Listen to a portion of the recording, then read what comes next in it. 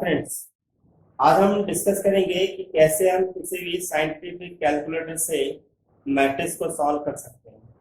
यहाँ पर मैं आपको कुल मिला के 4 से 5 चीज सिखाऊंगा मैट्रिक्स से हम क्या क्या निकाल सकते हैं। पहले मैं आपको सिखाऊंगा कि कैसे हम ए स्क्वायर निकाल सकते हैं, ए क्यूब निकाल सकते हैं, डिटर्मिनेंट निकाल सकते हैं, इनवर्स निकाल सकते हैं। इन 4 चीजों पे हम यहाँ पर बात करेंगे।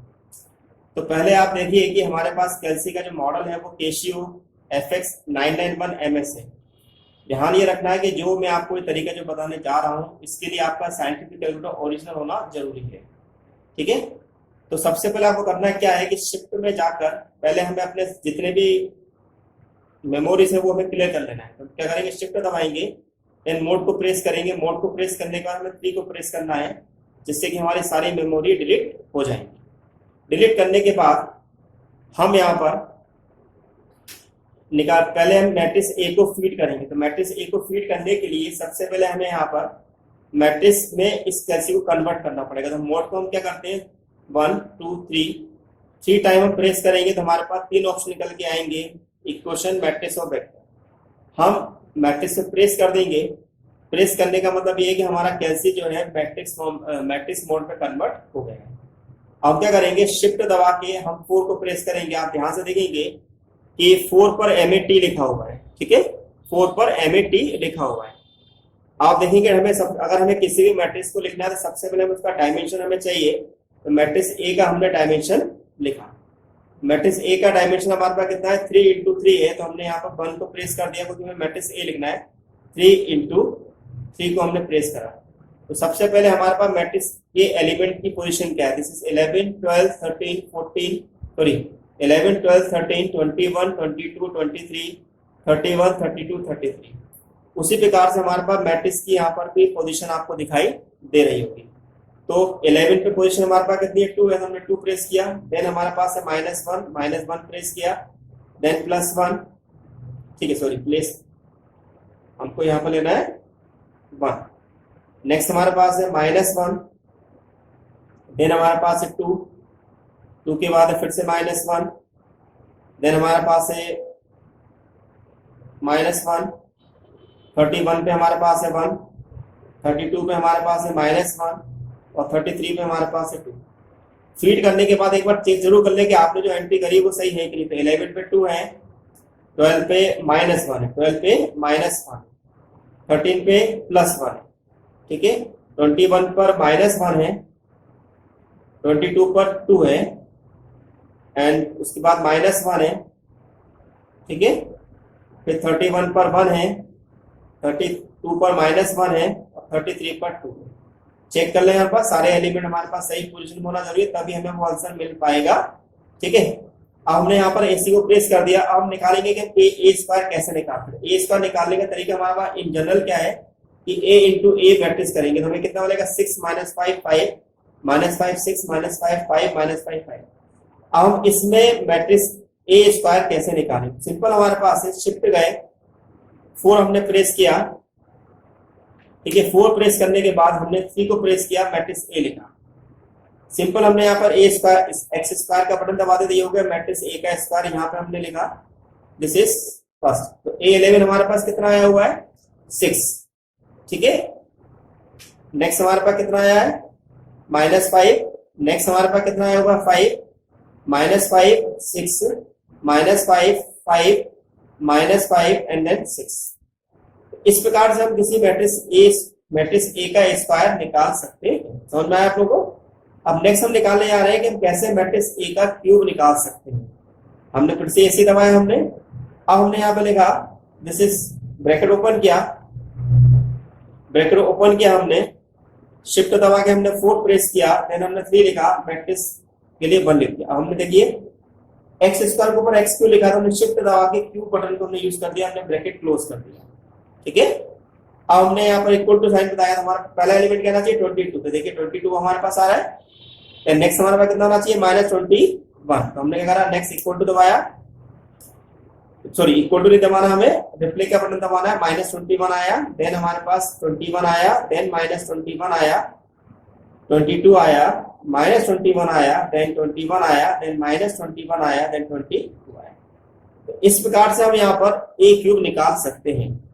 अब मैं आपको नेक्स्ट ये बताऊंगा कि हम कैसे किसी मैट्रिक्स ए का इनवर्स निकाल सकते हैं।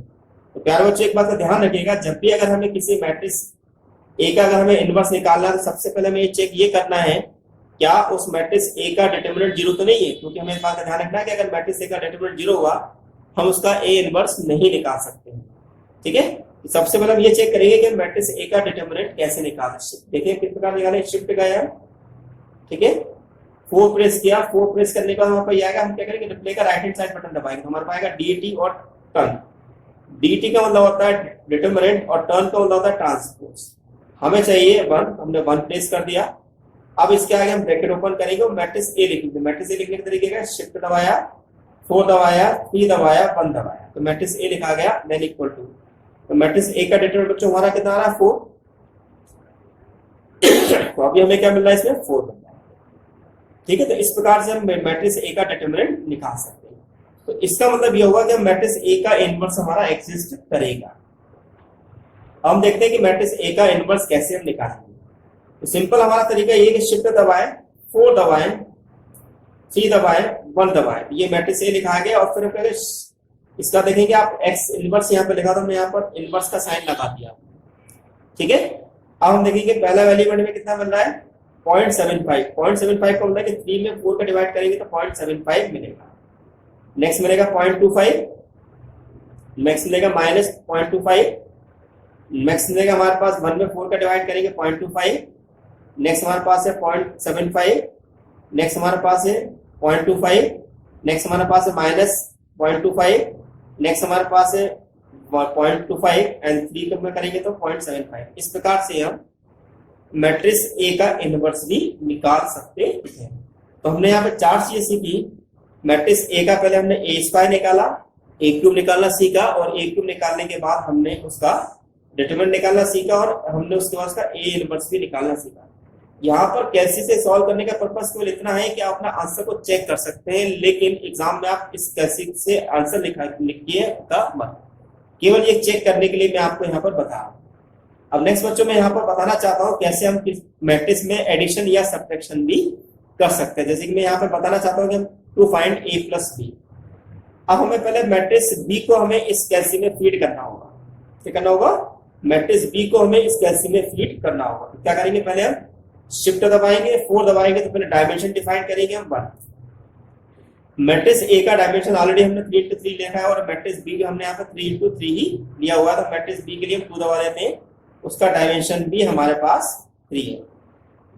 अब आपसे पूछेगा कि B11 कितना, B11 कितना है, 1 देन 1 1 3, यानी क्या 1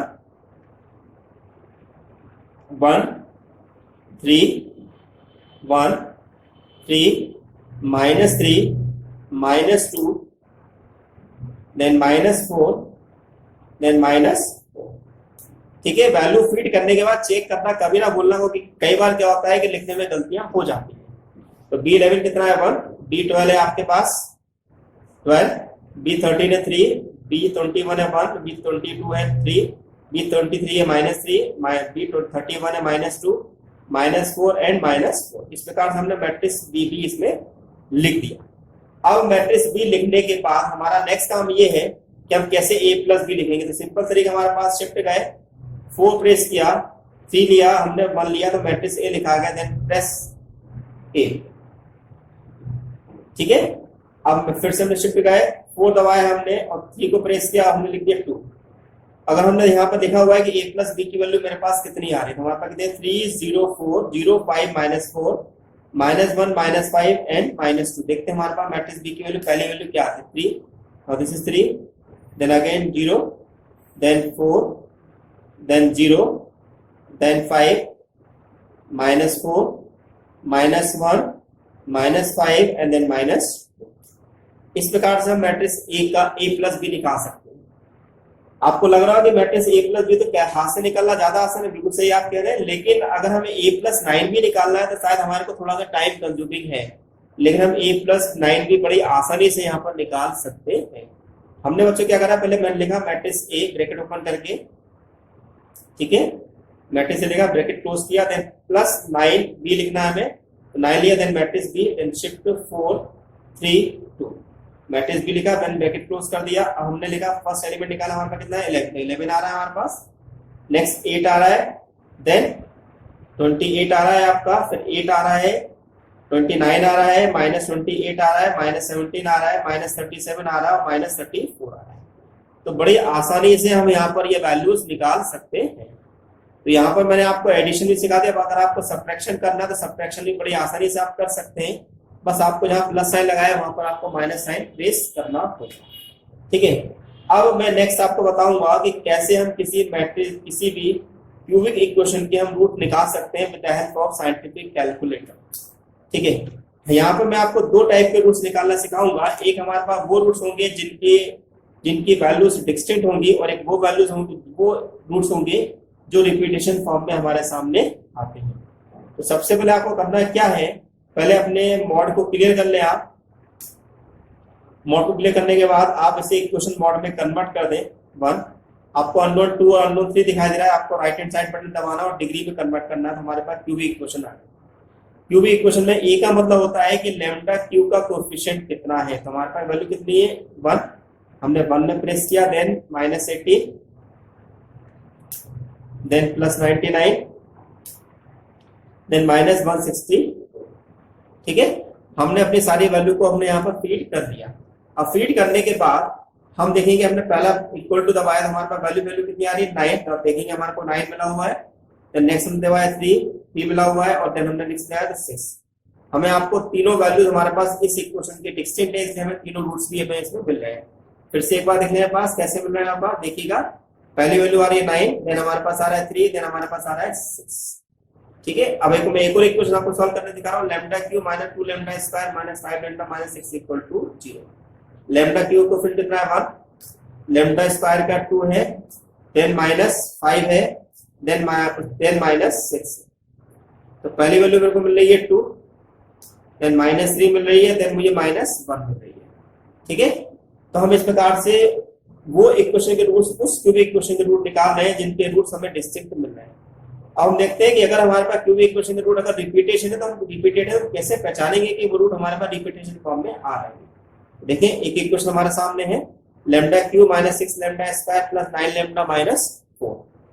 हमने कहा लैम्डा क्यू को फिर कितना है 1, -6 9 एंड -4, ठीक है। अब देखिए पहली वैल्यू मेरे पास कितनी आ रही है 4। हम ये जानते हैं कि अगर मेरे पास क्यूबिक इक्वेशन है तो डेफिनेटली इसके रूट्स जो होंगे वो हमारे पास 3 मिलेंगे हमें, ठीक है। यानी कि 3 रूट्स हमको मिलना चाहिए। तो पहला रूट कितना रहा 4, देन नेक्स्ट रूट मेरे को कितना मिला 1। अगर ये वैल्यू रिपीटेशन फॉर्म में है तो ये वैल्यू बनना, नेक्स्ट वैल्यू बनना देखिए वो वापस ए पे कन्वर्ट हो जाएगा। देखिए आप हमारे पास ए आ गया। इसका मतलब ये है कि हमारे पास जो सेकंड वैल्यू जो वापस हमें नहीं मिल रही है वो हमारा रिपीटेशन फॉर्म में है। एक और एग्जांपल को तो समझिए कैसे। फिर हमने लिया ए कितना है मेरे पास 1, -7 11 देन -5। पहली वैल्यू कितनी है 5, नेक्स्ट हमने इक्वल टू दबाया 1, नेक्स्ट अब ये वैल्यू यहां से हट जाएगी हमारे पास, हमारा फिर से 1 मिल गया, ठीक है। तो हम इस प्रकार से अपने क्यूबिक इक्वेशन के रूट निकाल सकते हैं जिनके रूट हमारे पास रिपीटेशन फॉर्म में आ रहे हैं। रिपीटेशन वाली वैल्यू कभी भी आपको दोबारा लिख के नहीं देगा, वो केवल एक ही बार आपको लिख कर देगा, ठीक है बच्चों। तो डियर फ्रेंड्स, आज हमने यहाँ पर क्या सीखा, आज हमने आपको मैट्रिक्स को सॉल्व करना सिखाया हमने आपको यहाँ पर, और कैसे हम किसी भी क्यूबिक इक्वेशन के रूट निकाल सकते हैं वो भी मैंने आपको सिखाया। आपको मेरा लेक्चर कैसा लगा मुझे जरूर बताएं, और बताने के साथ साथ इस चैनल को, इस वीडियो को शेयर और सब्सक्राइब करना ना भूलें। अपने फ्रेंड्स को जो बताएं क्योंकि ये उनको इंजीनियरिंग में काफी हेल्प कर सकता है, ठीक है। Thank you for watching my lecture.